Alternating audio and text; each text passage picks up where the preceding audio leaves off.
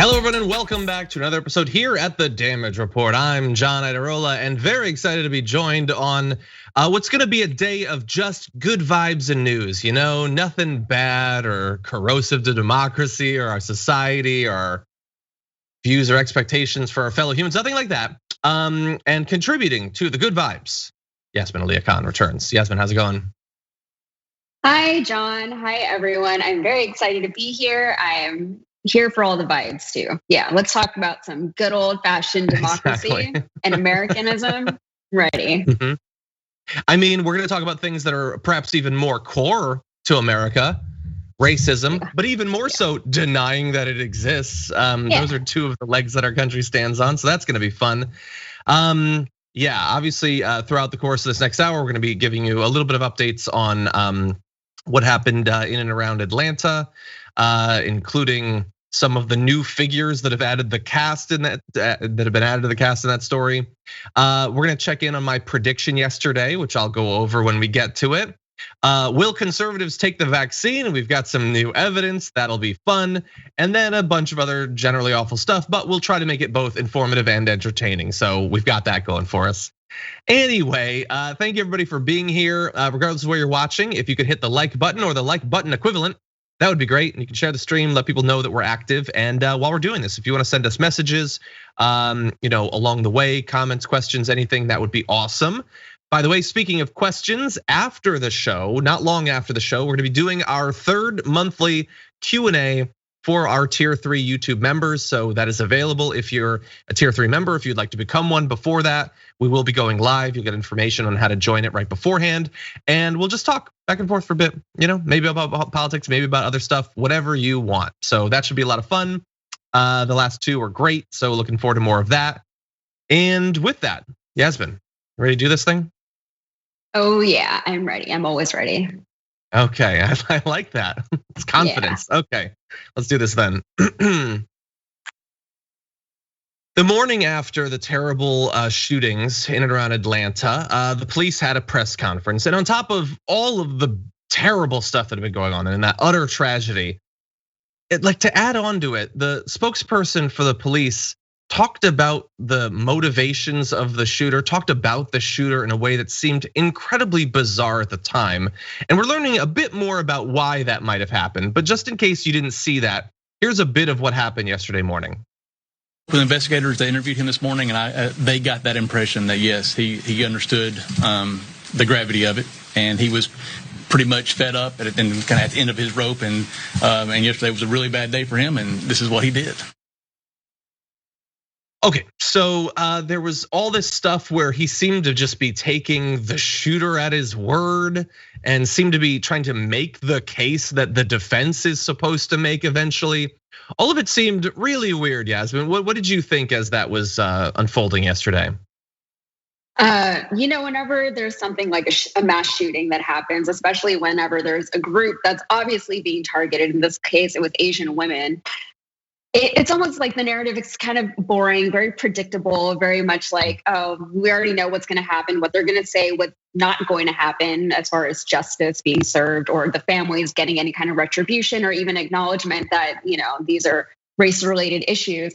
But this one was fun because it was different. I don't want to say fun in the sense that any of this is a laughing matter, but it's just like, what the things that they come up with are just kind of mind blowing. This one was new. He was just having a bad day. He had to eliminate a certain threat, a threat that was only a threat to him, a threat that maybe society had given him, a threat that, our former president definitely helped instigate. But he was just having a bad day, and that's how he chose to react to it. It's very strange. But I don't think if I have a bad day, I'm not even allowed to look at somebody differently without my mother calling me out on it, so whatever. Exactly. So all of that was incredibly weird, why they would have chosen this individual, why this individual would have talked about it in that way. But very soon after that, we started to learn a little bit more, and we speculated a bit on the show yesterday about why this person would be talking in this way. Well, it turned out that individual, Jay Baker, had previously in April of last year shared a post, I believe on Facebook, saying, "Love my shirt, get yours while they last." And there were images of the shirts. and they had a biohazard symbol, and it said COVID-19 imported virus from China. So not only is it xenophobic, but it is specifically trying to mimic the way Trump talks about it. Not just focusing on China, but specifically how he pronounces it. So he loves his shirt that is demonizing China and lauding Trump's demonization of China.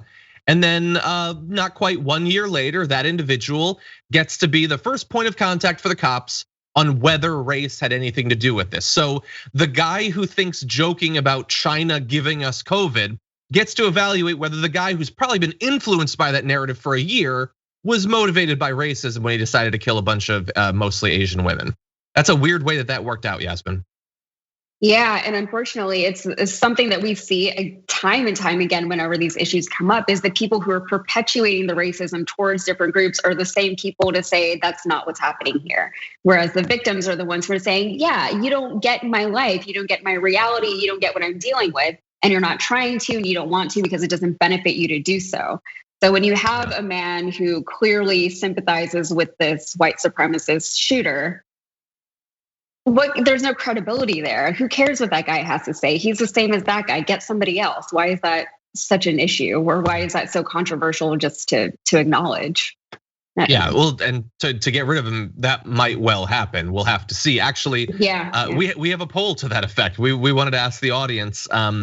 It's a poll available at tyt.com/polls/racist sheriff. It says, will the Georgia sheriff spokesperson lose his job over racist social media posts? So I'm very curious what you think. I mean, it might seem, well, like this is so obvious that they've got to do something, but remember, it's still cops. So who knows if there will be any accountability. In any event, after he was asked about, by BuzzFeed News, asked about that post, the public Facebook post became unavailable, which isn't exactly like admitting that he did it, but it's pretty close. And by the way, buddy, they've already got it. What's the thought process when taking that down? They probably didn't think to take a screenshot yet. I think I can get out in front of this thing. Not so much, not so much. Anyway, I wanted to give you, Yasmin, a chance since you were on the show yesterday. If you wanted to respond at all to what happened, or you sort of referenced some of the ridiculous cover for the white supremacists. We're gonna have a bit more on that yesterday, but I did want your general thoughts if you wanted to provide any. It's loaded, It reminds me of a conversation that I had with a friend of mine, and he is just for context, he's a conservative white male. He has a good job, all these things. And politics for him was always just like a fun thing that he could discuss with me because he knew that he and I had very differing opinions on it. And one day we went out to lunch, and it was the weekend of the Charlottesville riot, so everything that was going on in Charlottesville, so a couple years ago. And I was very distressed about everything I was seeing in the news, and it hurt, at a core level, it hurt to see what was happening. And my friend at lunch, he just casually brought it up. He's like, hey, what's going on in Charlottesville? Not really understanding that I would have a different view or opinion on it, And then he tried to throw out one of those lines like, oh, well, don't you think there's like racism against white people? And I was like, where do you even start to address these issues? And I was like, well, if white people are looking for sympathy from all these other groups that they've demonized throughout history over the course of time, every minority group has experienced this kind of discrimination and racism and attacks against them because of white supremacy, right? So if you're trying to make that argument, who are you looking for sympathy from? The black people that you enslaved, or the brown people that you called terrorists, or the Mexicans that you called rapists, or now the Asian Americans who you're blaming a pandemic on, and you've previously put them in internment camps just because they look kind of Japanese, So it's the same thing over and over again. It's very distressing to see. It's very distressing, even more so, I think, to see that the narrative doesn't change. They just keep repeating it. Rinse, wash, whatever the idiom is, So it's the same thing over and over again. Nothing changes, and we've been dealing with this. I'm 32 years old. My whole life, I've been seeing this pattern play out. And every time it's, oh, we'll talk about it later. 32 years later, we still haven't talked about it. We haven't addressed it. And the people who are perpetuating the racism are not being held accountable for it. They're almost not even being expected to be held accountable for it. And then the onus is on the victims to kind of assert that this even is a problem and get the perpetrators to acknowledge it and like look at us like we're people, Yeah. It's very sad to see. It also was very predictable. We saw it coming a mile away whenever Trump refused to call it the coronavirus. He called it the China virus. He did that very deliberately. He knew what he was doing. We all knew what the effect was going to be. And now we're seeing it play out, and it's very sad. Totally. Yeah. Yeah, and in terms of, I can't speak for the individual friend that you have, but that impulse to be like, well, isn't there racism against white men too? On its face, that's obviously incredibly frustrating and a big waste of time. But it's not even an honest question. Like the question is phrased as if it's a regular what about, which is, okay, so you've raised something, but I want to raise something too. But that's not even normally what it is. What percentage of the people who say that in the end don't believe that other kinds of racism exist at all? Like they say you can be racist against white people, but they don't think that you can be racist against black people or brown people or anyone. Yeah. So anyway, that's incredibly frustrating, and sort of to your point, we could see it coming a mile away. Every element about this, the violence, and then basically every wrinkle in the conversation that will take place about it. And in just a few minutes, we're actually going to turn to some of those wrinkles, unfortunately. We need to talk about a relatively new show called the Republic, or UNFTR. As a Young Turks fan, you already know that the government, the media, and corporations are constantly peddling lies that serve the interests of the rich and powerful. But now there's a podcast dedicated to unraveling those lies, debunking the conventional wisdom. In each episode of the Republic, or UNFTR, the host delves into a different historical episode or topic that's generally misunderstood or purposely obfuscated by the so-called powers that be, featuring in-depth research, razor-sharp commentary, and just the right amount of vulgarity. The UNFTR podcast takes a sledgehammer to what you thought you knew about some of the nation's most sacred historical cows. But don't just take my word for it. The New York Times described UNFTR as consistently compelling and educational, aiming to challenge conventional wisdom and upend the historical narratives that were taught in school. For as the great philosopher Yoda once put it, you must unlearn what you have learned. And that's true whether you're in Jedi training or you're uprooting and exposing all the propaganda and disinformation you've been fed over the course of your lifetime. So search for UNFTR in your podcast app today and get ready to get informed, angered, and entertained all at the same time.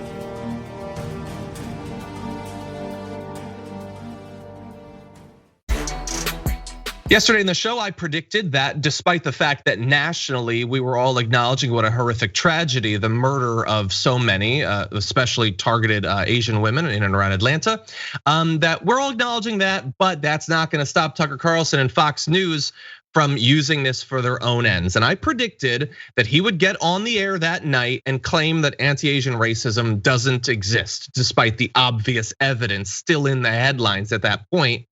And let's keep it real, it wasn't that difficult of a prediction to make. So here is what Tucker Carlson had to say about those attacks. Here is the thing about that really bothered Tucker Carlson.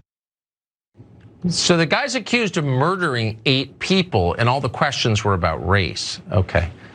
But notice, it's the politicians who jump in immediately to divide the country along racial lines.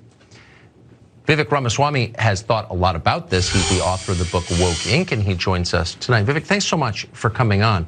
So you've been hearing this, this is such a sad story, a horrible story, but it's part of a much bigger story we've been told for the past couple of weeks, that these very real attacks against Asian Americans are somehow a product of white supremacy.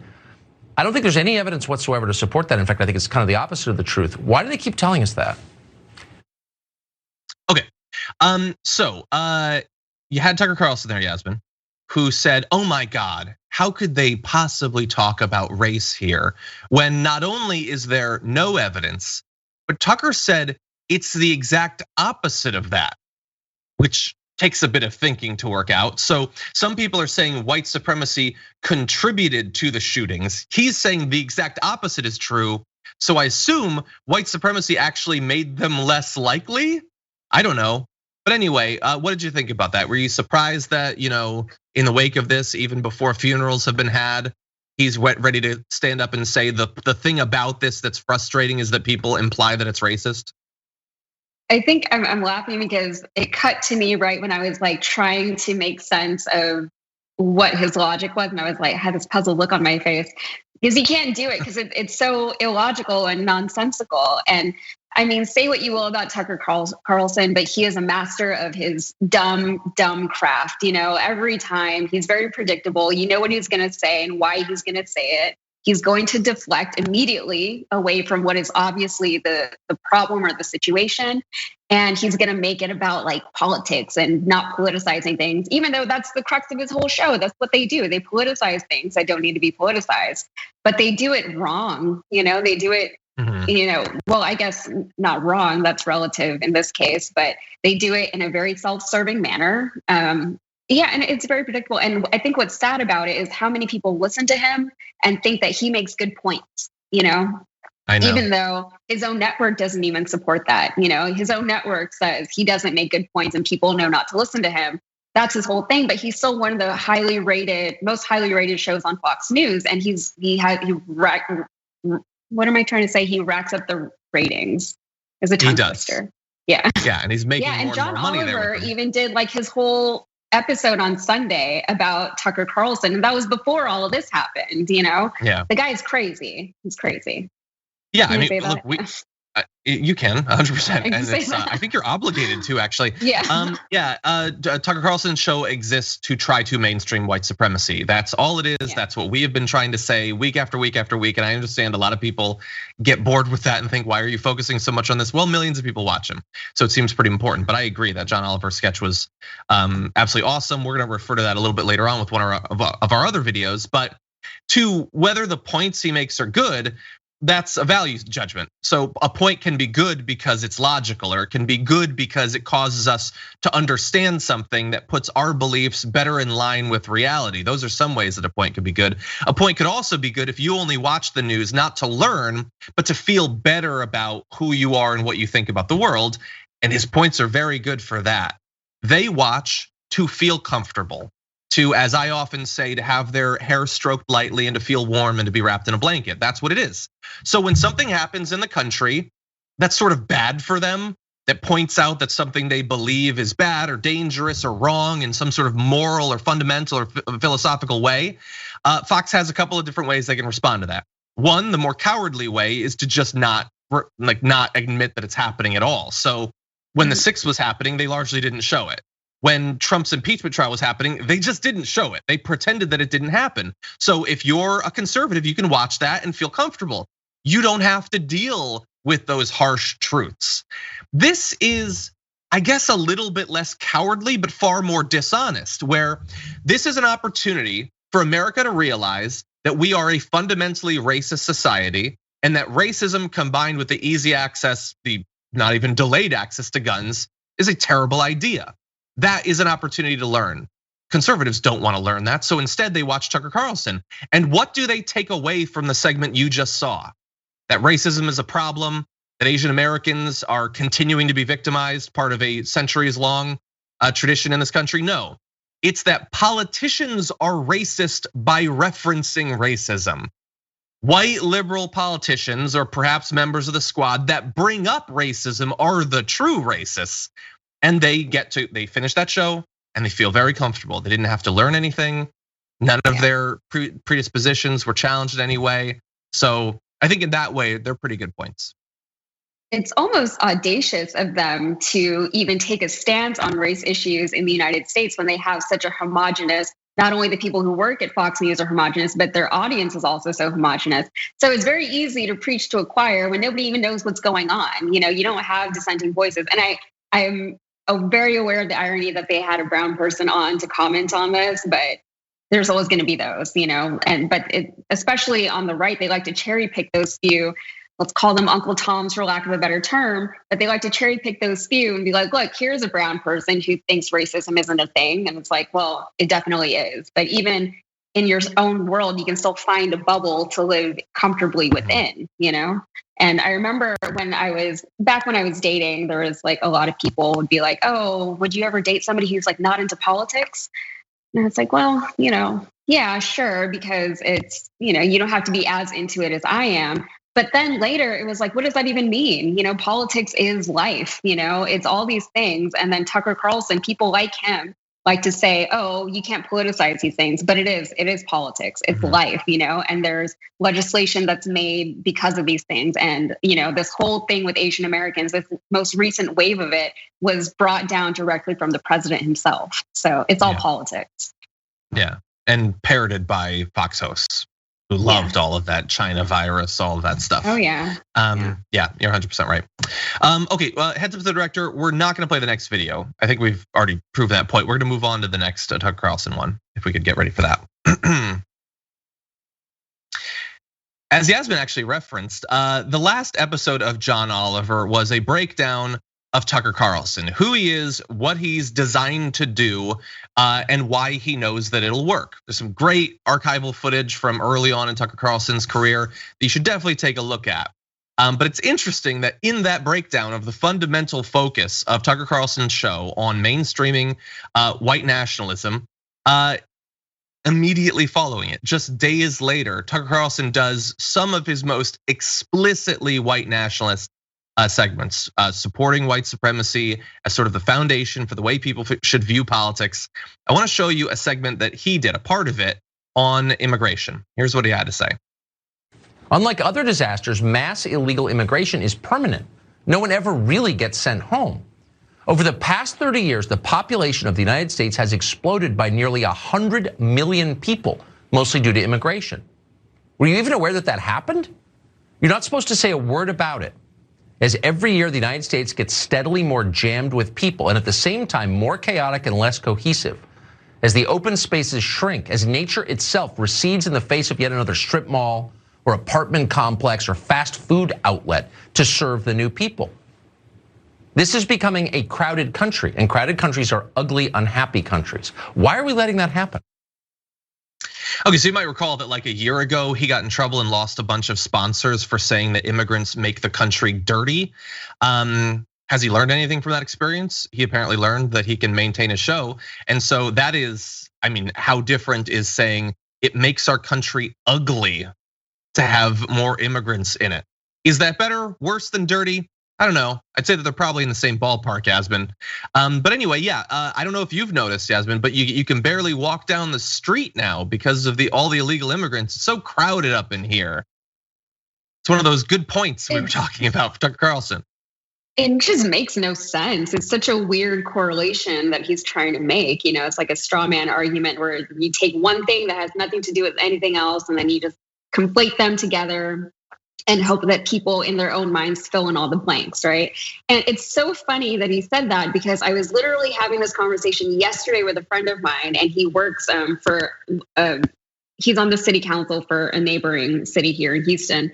And I was talking about all the strip malls and all these, fast food restaurants that are popping up in our suburbs. And it's not because of immigrants, it's because of bad city planning and things like that. And because of greed and corporatization and all these things. It's not the immigrants that are making your towns ugly, it's Americans that are making your towns ugly, You want to talk about the crowding? We got a lot of space here in the United States. Like, that's not an issue, Sure, we like to, congregate in certain areas, but it's such a weird argument to make. Like, it's not a point that's going to fly or that shouldn't fly. But unfortunately, people will see it and be like, oh yeah, strip centers, it's the immigrants, Well, he's trying to make this argument that is so not self-evident that he even acknowledged it in saying, the country has been filled up with immigrants. Have you noticed that? Well, so have they? Oh. Presumably not. And if not, then I don't think it's that big of a problem. You're implying that, well, obviously we're just full to, I can't move up in here and all these buildings. As if like they just check the border, more people are coming across. Get started on another Panera. That's not how it works. And what a weird, has he ever before said that there's too many buildings in America? What a random way to get around to, let's not have any immigrants. We're full up in here. Who thinks that? Who thinks America is crowded? You know who doesn't think that? Tucker Carlson, because as many people have pointed out, literally a week ago, getting close to 2 weeks, he made the case that we should be terrified for a different reason. Right now, it's immigration and how we're just so full, it's just a pile of people. But 2 weeks ago, it was that low sperm counts will make it impossible to continue the human race. That's what he talked about. The chemicals in our water are destroying our sperm, so we can't have kids, so we're gonna run out of people. Wait, sorry, no, now it's gotta be about immigrants. There's too many people, there's no room to move in here. Now, really fast, that might seem, well, let's show a little bit of this, because it's pretty funny actually, and then we'll comment. But here's a bit about the sperm counts. We spent the last year hearing about a health crisis, a pandemic, but there are a lot of health crises. This may be the biggest one. Falling testosterone levels, which have completely reshaped our society, and falling sperm counts, which may make it impossible to continue the human race. There's going to be no baby bump coming out of this pandemic. If there's something that I'm dealing with that my grandfather didn't deal with, that hunter-gatherers don't deal with, and it's not the chemicals in the environment, Tucker, it's lockdowns. Lockdowns drive down sperm count. Lockdowns just cause every problem. I love the guy that this guy, Mark Siegel, is like, he's just sitting around. He's like, this lockdown's too long. Oh, my semen sucks now.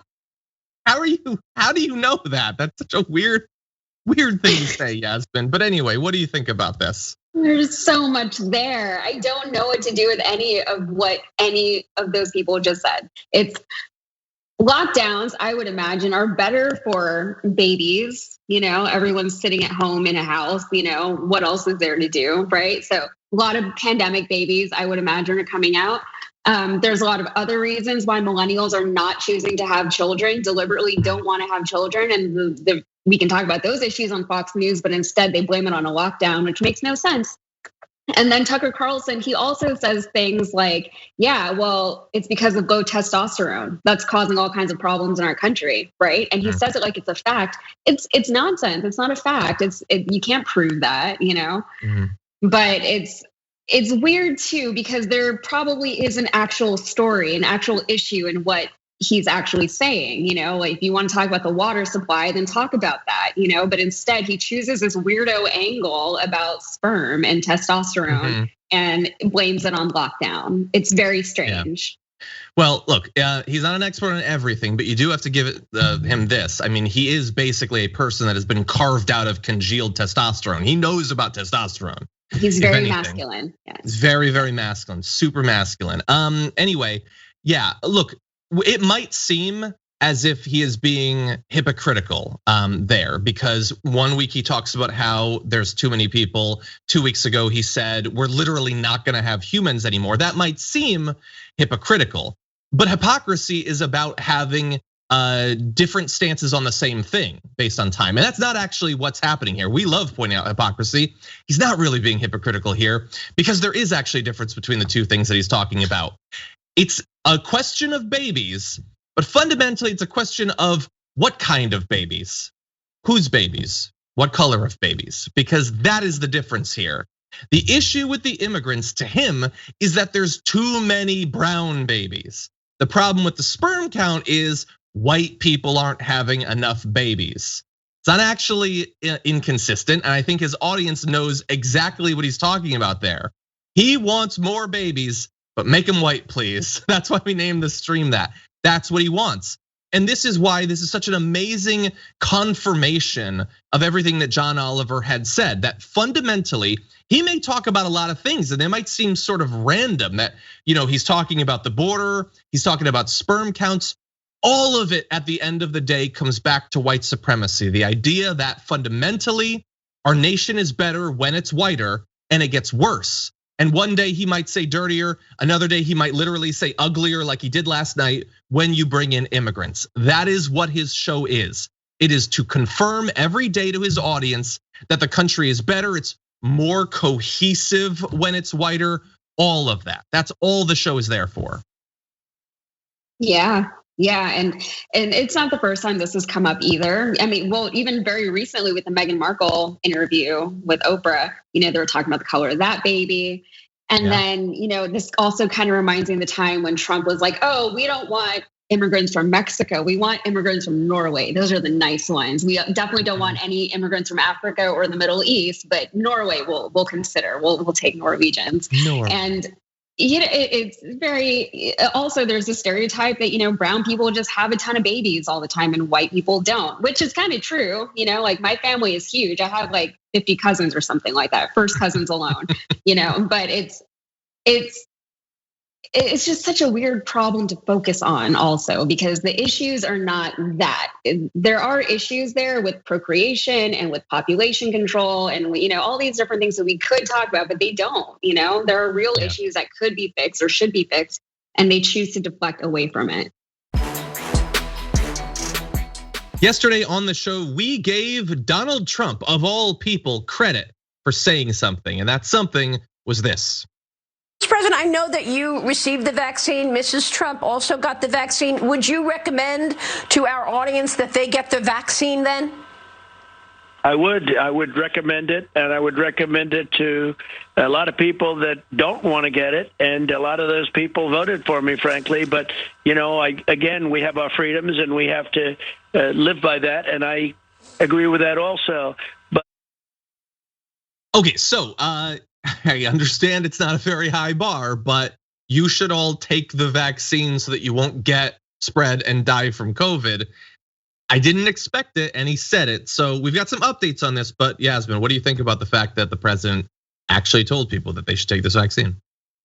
I think the 4 years under the Trump presidency has gotten me to the point that even whenever he seems to do something good, I'm like, why did he do it though? What is he actually getting at? And in this case, I don't know what it is. Maybe it'll come to light in a little bit.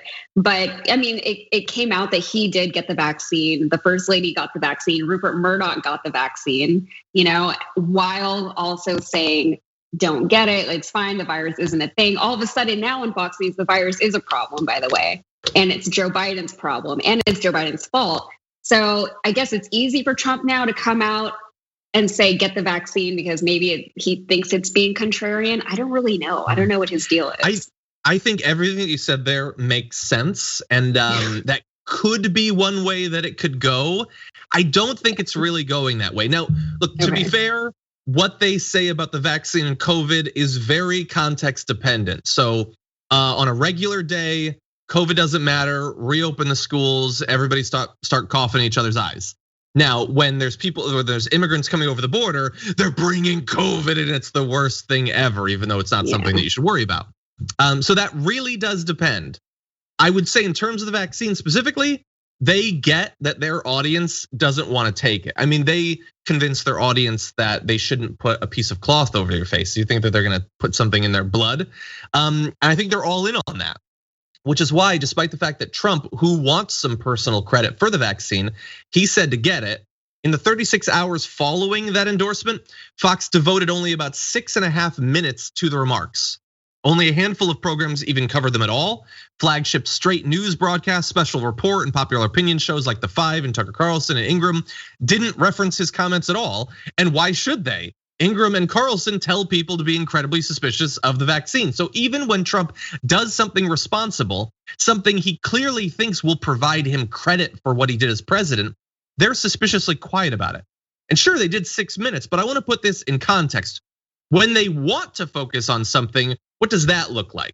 Well, 6.5 minutes for Trump's remarks about vaccinations, 1 hour and 20 minutes about Biden talking about Neanderthals and saying that reopening prematurely is dangerous. They did a lot of coverage on that. In fact, Sean Hannity was the only Fox primetime host who actually mentioned the comments, even though he didn't play the clip. When they want to play a clip, they'll play a clip. They didn't play that one. But then he did say that despite the fact that he's gonna get it, he did it in the context of criticizing mainstream media for chastising Republicans for not wanting to get vaccinated. So again, even when finally one of them mentioned it because Sean Hannity really wants Trump to get credit, it was in the context of, but isn't it mean that they imply that you should get it? Isn't it wrong that they want you to get the vaccine? Isn't it patriotic to freely open yourself up to a fatal disease? Yeah, I'm optimistically hopeful, maybe naively so, that maybe we're witnessing the downfall of Fox News, right? Because they put so much emphasis on Trump, and everything he was saying, they covered it to death while he was in office and even before he was in office. And everything they did was based on Trump and what Trump said and what Trump did and what Trump believed, whether or not he had a reason to believe any of the things he believed. And now, whenever Trump is switching the narrative, he also sued like the RNC. Now, what does Fox News do? They kind of have to keep on with the shtick because they can't just about face 180 all of a sudden because they would lose credibility, which is funny to me. But it'll be interesting to see how this plays out on Fox News in the coming over the Biden administration, really. Yeah. And especially with elections from the GOP to see how that kind of goes. It's true. It's they have a difficult tightrope to walk that they are going to want to criticize Biden. But how much can you criticize him about a pandemic that you want to pretend doesn't matter? They'll do it a bit.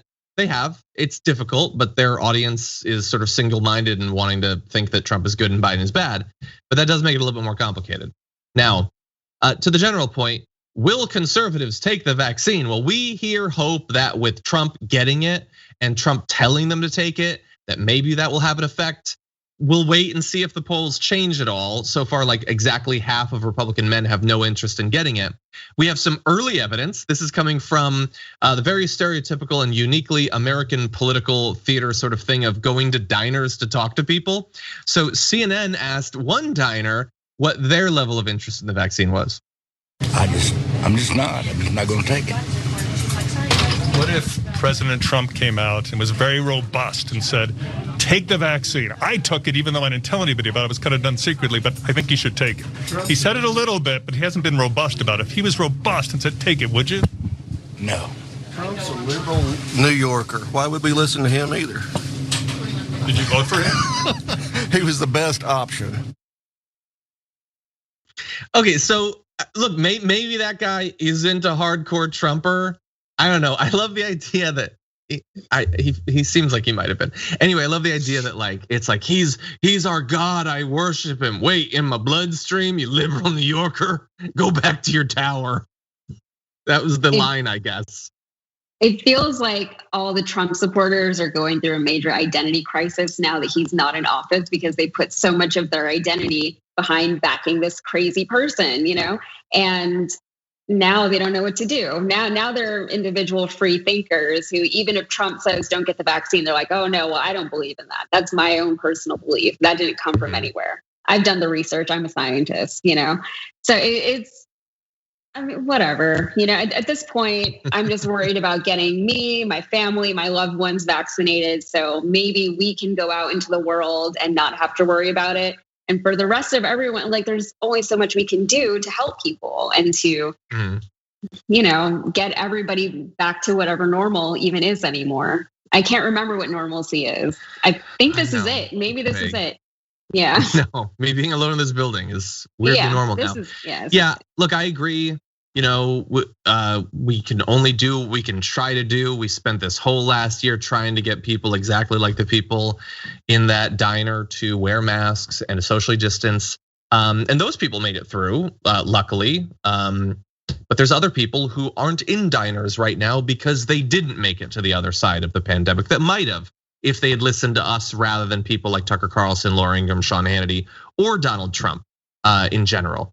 But it is interesting where they draw the line. I remember one time we showed footage at a Trump rally where they were asking people in the crowd, if Trump tells you to put on a mask, will you? And they were like, no, we won't do that. Like they love Trump, they worship Trump, but this sort of like feigned idea of being a patriotic American that they've tied in with exposing yourself to a virus, that is apparently more core to their identity now than even loving Trump.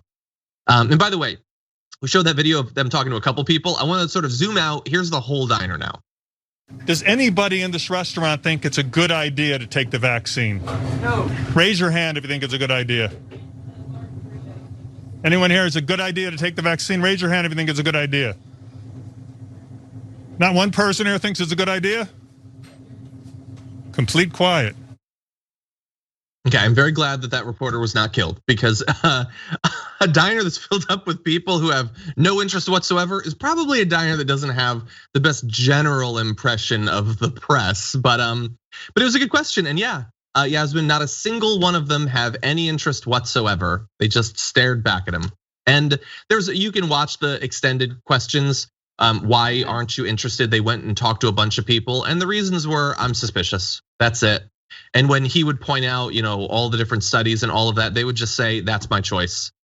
Like they don't have, nor do they require anything grounded. In fact, more so than, they gave me reason to be nervous. I don't know, something Bill Gates, I don't know.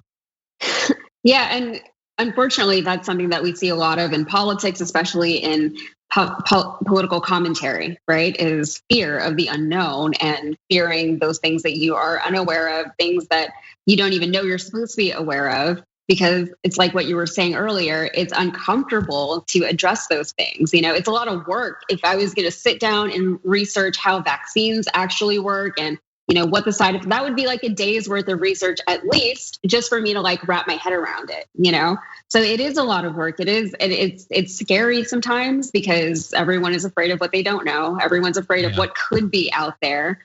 That's why we watch horror movies, because we never know when the scare is coming, And unfortunately, it has real life applications like this, where we all need everyone to kind of cooperate. And then there's people who are saying, I'm too scared to even look at that thing or even to think about it. And that's what we're seeing. I was also laughing because it was kind of ridiculous to see like a CNN reporter just yelling at a diner full of people, like, who wants the vaccine, And it's like, if I was a diner, even if I was like pro-vaxxer and all that stuff, I'd just be like, why are you here? Can you go? Like, I'm just eating. So that's why I was laughing. Well, the Democrats won, and so the media has to spend a lot of time trying to understand conservatives. But anyway, the one thing that gives me a little bit of hope, though, is you can scream to a diner, is anyone gonna take it? But I don't 100% trust the responses there, because they were public, they weren't private. And the thing is, almost all of those people, if you ask them individually why they don't want to take it, they will talk about choice and they will talk about freedom, that it's their body, it's their choice. Women's reproductive health is not applicable. But anyway, they can choose whatever they want. But is that what they actually believe, that it is just up to each individual? And when I ask that, I mean, if one person in that diner had raised their hand, how would they have responded? Would they have thought, yep, it's Joe's choice too. It's my choice not to, their choice to take it. So you think that's how they would have responded? When you're the one person in a crowd at a Trump rally with a mask, do they act as if it's just your choice and people can just disagree freely? Is that how they act? No, there is a huge amount of social pressure to expose yourself in the same way that they have. And if you said that you weren't gonna have the virus or the vaccine, they would definitely call you a sheep, attack you, yell at you. Like, look at all the videos of anti-maskers getting in people's faces and telling them to take their masks off. Those people are not as committed to the concept of choice as they might want you to believe when their emotions aren't all riled up. Yeah, anyway, and not just telling them, but ripping masks off of people's faces. Yeah. Like people get violent, people get scary. Like I don't think that if I was in that crowd, I would necessarily be like, yeah, me, I like vaccines, because at that point it's just like a public safety issue, People are scary. Yeah. So anyway, all that to say that maybe there will be a person or two in that diner that wouldn't admit that they got it, but maybe doesn't want to kill their relatives, and that's what I hope at this point. But anyway, we'll see if Trump comes out with more robust statements, as that CNN reporter did. I do think it would be helpful in convincing some people, probably not as many as we would hope, but anything that gets us a step closer to herd immunity, and protects those who can't be vaccinated is a good thing. Yesterday, news broke that there was an apparent threat potentially to the life of Vice President Kamala Harris outside of her official residence. Now, she has not actually moved in there because repairs are being done, but in theory, you might have seen the news that a man from Texas was arrested outside of the official residence. This is yesterday, and he's now facing weapons and ammunition charges. And I wanted to give a little bit of time so we could find out a little bit more about that. We didn't talk about it live on the Young Turks yesterday, but now we know a bit more. So DC police say officers arrested and charged 31-year-old Paul Murray of San Antonio, and that a rifle and ammunition were recovered from his vehicle. A police report obtained by CNN shows officers alleged that he was in possession of an AR-15 semi-automatic rifle. Totally coincidence. They always have those. 113 rounds of unregistered ammunition and 5 30-round magazines, which you clearly have for hunting deer and self-defense. A US Army spokesman confirmed to CNBC today that Murray served as an unmanned drone pilot from March of 2010 to April 2014. He held the rank of specialist and had no deployments, according to the Army. He had apparently recently purchased the AR-15, and his mother received a text from home this morning stating he was in DC and was gonna take care of his problem. He had some paranoid delusions about the military and the government. So look, again, there's still a lot of information that we need to have, and we don't want to jump to any conclusions. But the fact that he was outside of that official residence, Yasmin, seems concerning, considering how much political violence there has been recently, how much sort of cover for political violence there's been from right-wing media. It kind of goes back to what I was saying earlier about fear driving people so much. And that fear leads to anger because they feel victimized. They feel like they've been villainized, whether or not they believe that they should have been. And then they always have a target, right? So in this case, for whatever reason, this guy's target was Kamala Harris. That was the person that he chose to blame for whatever issues he's having. And Kamala Harris is not above criticism, but she's really not the worst human being in government. Like, say what you will about her. There's a lot that can be said about her, but she's not like the one that you need to be going after if you're upset. And he's also 31 years old. So I am curious as a millennial what he thinks his major problems are and why he thinks Kamala Harris is the one perpetuating them. Mm-hmm. On top of that, the access is very scary. It also calls into question, well, he's never deployed, but it calls into question the training that these guys get when they go to the military and what happens to them when they come out of it. So there's a lot going on with this guy.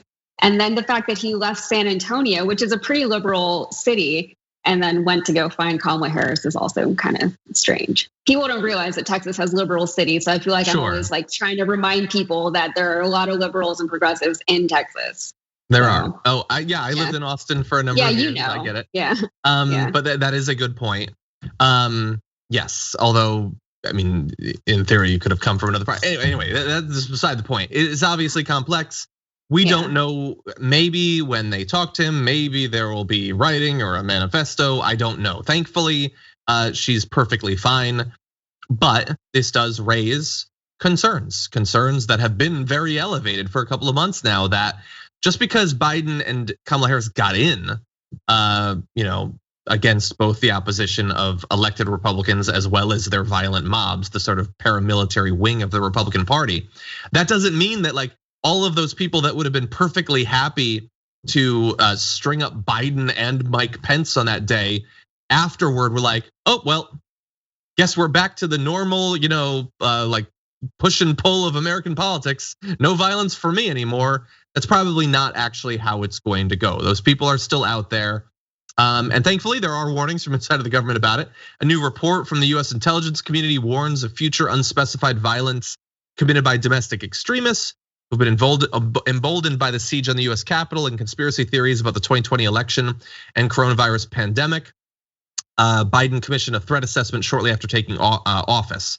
And so, look, we've talked about this sort of thing before, and whenever an assessment like that comes out of the intelligence community, I understand if some people, naturally think, well, the intelligence community has been really opportunistic about the sort of threats that they've talked about in the past. That is certainly true, and they could be wrong. But this is hardly news to us. I mean, the siege of the Capitol just happened a couple of months ago. How many different plots from more recently people who support QAnon, militia members, white supremacists have been foiled by the FBI over the past few years, with people dreaming of starting race wars or overthrowing the government. So you don't necessarily need to trust the US intelligence community to understand that this is a threat, that those people are still out there, and that they have not suddenly come to the realization that the election was legitimate and Biden and Harris deserve to be in office. Yeah, I think this just harkens back to 2016, whenever Donald Trump was elected president, and so many minorities in this country were terrified, like legitimately terrified. White supremacists in America are, the largest threat, as determined by our own intelligence committees. And it kind of reminds me, I don't want to misquote him, but a tweet that Fred T. Joseph put out, and he was saying, if Black Americans were really as violent and angry and dangerous as they seem to think we are, everybody would be in a lot of trouble. And it reminded me of back in 2001, after September 11th, when Muslims were being very, very heavily criticized and villainized in the United States. People were like, oh, they're going to come over here. They're going to, try to get Sharia law invoked in the United States. And I'm not going to, and I was thinking, and I was, not even 13 at the time, right?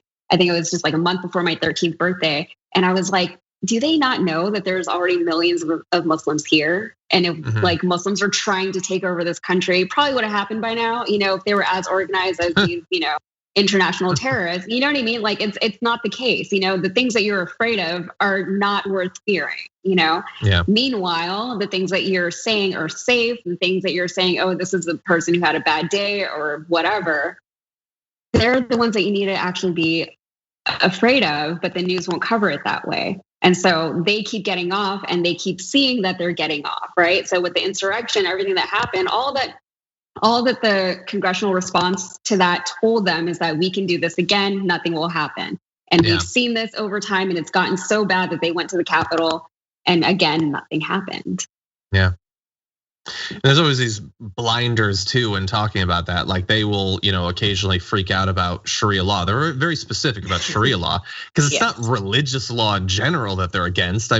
Yesterday, while the Equal Rights Amendment was being debated on the floor, Marjorie Greene was ranting about how this is like a violation of God's creation and all of that. Yeah. They would be perfectly happy to have some form of religious law put into effect. And it probably would actually in practice have quite a bit of overlap with Sharia law, but the implications make them uncomfortable. So yeah, they're always very specific in that case. Anyway, okay, we're gonna really quickly roll through to one last story. We only have a few minutes, but let's jump into this. I know I sprung that on the director with very little notice. Sorry, that's good. Anyway. In the wake of the Capitol attack, there were certainly a lot of questions about some of the footage that we saw from some police officers, but then also there was clearly some heroism from cops who willingly were leading the rioters away, some who were attacked, brutalized, many were injured, and obviously a death toll was left after that. And so the Congress decided they're going to pass this resolution to honor some of those police. They have this resolution that states on January 6, 2021, a mob of insurrectionists forced its way into the US Capitol building and congressional office buildings and engaged in acts of vandalism, looting, and violently attacked Capitol police officers. The desecration of the US Capitol, which is the temple of our American democracy, and the violence targeting Congress are horrors that will forever stain our nation's history. And so, it seems like the most obvious thing in the world, except the slightly more obvious thing that is going to be opposed by a number of Republicans who voted against it. A dozen of them voted against it. Andy Biggs and Thomas Massie and Andy Harris and Lance Gooden and Matt Gaetz, what a tool. And Marjorie Taylor Greene, who didn't have time yesterday to comment on the fact that a bunch of people were murdered in her state. She didn't have any time for that. She did have time to try to block a resolution to honor the cops who, look, to be fair to her, we're standing against her team on that particular day. But yeah, a dozen of them had a problem with it. And they would come up with these excuses, Yasmin, like they're not really insurrectionists, which again, you sound like you're on their side if you're picking little like points like that apart. And Matt Gaetz, I don't even want to read his quote or whatever, but you would think that would be pretty obvious, but no, they had a problem with it. Well, I appreciate you for not subjecting me to Matt Gaetz's tweet. Thank you.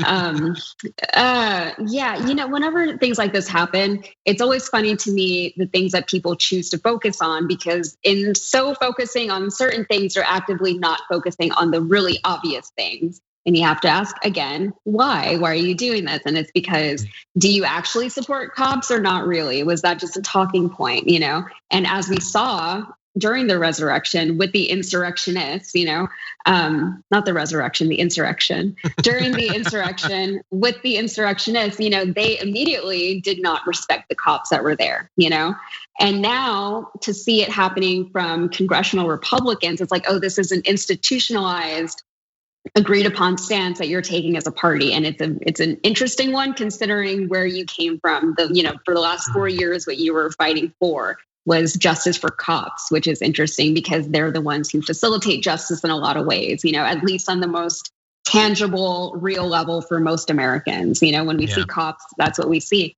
And, Marjorie Taylor Greene, I don't like talking about her for the same reason that, the other person in the super chat mentioned. But to your point with that, you do have to talk about these things because maybe it'll get through to somebody, if you really want to stop making terrible people famous, don't click on things with their names on it, just little things that you can do to upset the algorithm or whatever. But in the world of politics, and this is a thing that I struggled with during the Trump presidency, is how much attention do I give this guy? But I have to give him some because he's the president, and the things that he says, no matter how ridiculous they are consequential to lives. You do have to give attention to it, and you do have to call it out for what it is, because if you don't, you're really not a whole lot better than the people who listen to it and abide by it. You still have to speak out against certain things. Yeah, and your point is a great one, and we have some recent examples of that. Like, how many times did we hear, don't focus on the thing he says, he's just saying stuff. Like when he says that we should slow down the testing and then they slowed down the testing. Or, when he says they stole the election, you should do something about it. And oops, they attacked the Capitol. Like sometimes it's worth talking about because they're listening. Whether we talk about it or not, they're listening over there. They hear what Trump says. They pay attention to what Marjorie Greene does. So we have to understand it as well. Interestingly, as some have pointed out, Jim Jordan and Lauren Boebert not voting against it. Wonder why. Anyway, okay, so that is unfortunately all the time we have, but I did want to give you the results of our poll. We asked you earlier, will the Georgia sheriff spokesperson lose his job over his racist social media posts? Let's see what those results are. Okay, and once again, it's too small for me, but that looks like, is that more than 90%? It's like 92% voting no. I really thought that would be a little bit closer, but apparently we need to target our questions better. Yasmin, what do you think? Nobody thinks it's gonna happen, basically. 90.1% say no. Okay, I was gonna say definitely not either. Or if he does, then he'll just be reassigned somewhere else and they'll forget the whole thing even happened. So yeah, I'm glad that nobody else, that I'm not any more pessimistic than the average Damage Report viewer. That makes me feel better about myself a little bit. That was good news. Anyway, yes, as always, it's great to have you on. Until the next time you join us on the show, where can people see your work? You can follow me on Instagram at YazK. That's Yaz with 5 Z's, YAZZZZZK. And from there, you can get my podcast. It's called Global Thread. It's also on Spotify and wherever else you listen to podcasts. And we talk about global issues, things that you want to know a little bit more about, but you don't have time to do the research. Awesome. I do it for you. Awesome. Yeah. Well, as always, thank you for joining us. It was a pleasure to have you here. Thanks for having me.